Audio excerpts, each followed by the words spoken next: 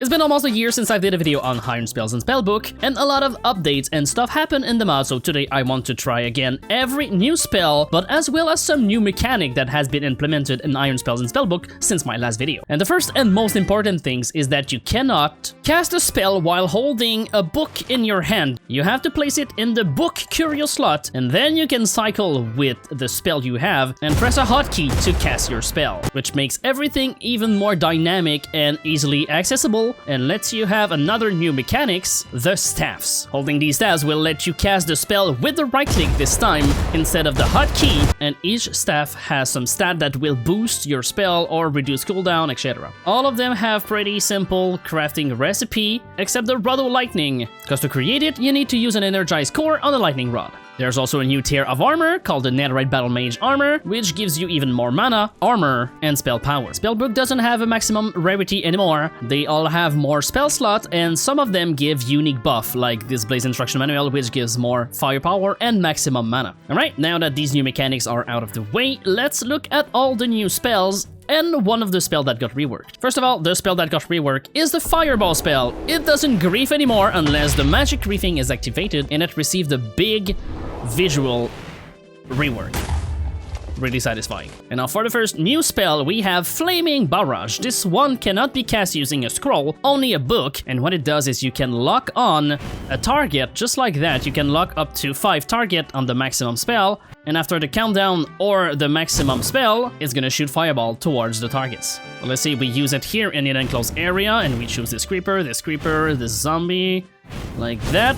There we go. It shooted all 3 of them at the same time. Next one is the Flaming Strike. It's just going to do a swing animation, just like the Better Combat, but without the Better Combat. It does a decent amount of damage and will set the enemy on fire. It also has a pretty wide attack area. And finally, we have the Scorch. This will create an area of effect that will explode after the cast, setting all enemy on fire and dealing a lot of damage. For the nature spell, we have the Stomp, which is basically Ferrous Rawstaff Stomp. It's really simple, knocks back enemies, pretty useful, can be casted really fast.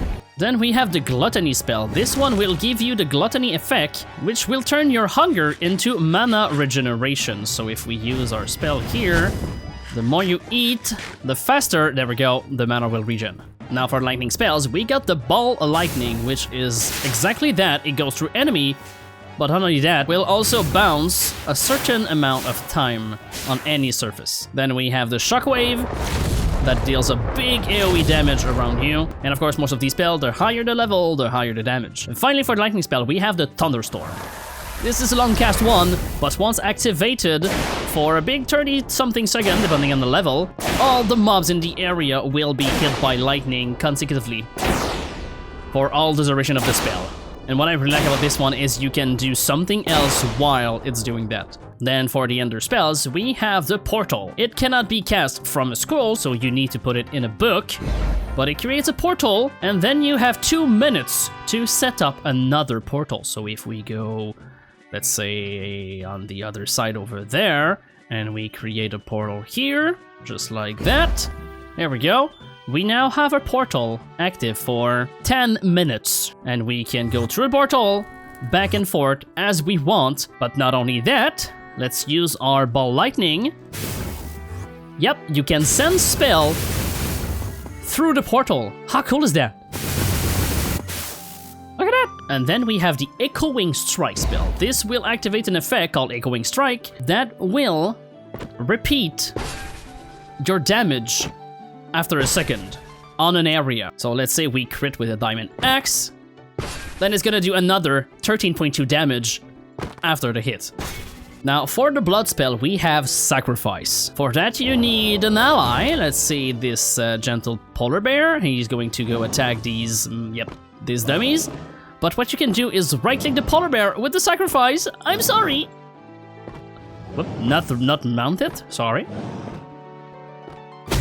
And it's going to explode your pet, and the more HP he has, the more damage it will deal. So you're basically turning your shamans into bombs. And finally, we have the Eldrich Blast for the Eldritch spells. This one cannot be cast from a scroll, you absolutely need to do it from a book, but it's a multi-casted spell, which means you can use one, and as you can see at the top, there is multiple uses of the spell, and once it's done, the cooldown starts.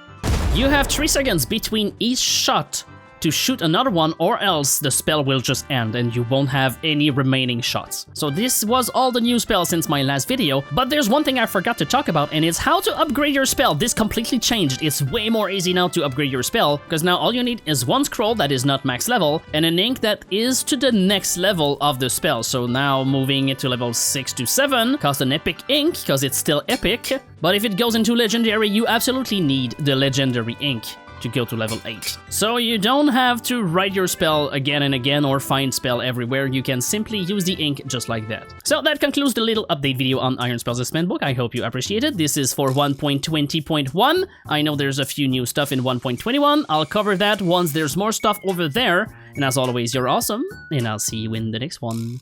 Bye bye.